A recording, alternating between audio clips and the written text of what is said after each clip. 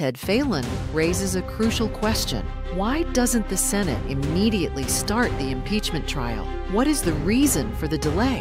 Is there a hidden agenda or is the process just slow? Kasi campaign period at magagambala nga naman ang mga pre-electionista. Pero hindi po ba't ang pagiging senator judge sa isang impeachment trial ay kasama sa kanilang job description? Kasama sa kanilang sinumpaang tungkulin at responsibilidad?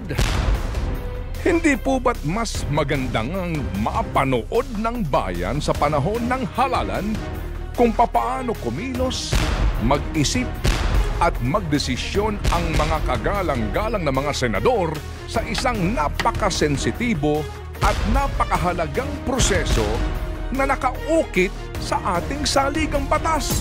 Kasi nakabakasyon na sila at ang iba'y nasa abroad na, ang iba'y mag-a-abroad pa lang, may mga lakad na sila ni Mrs.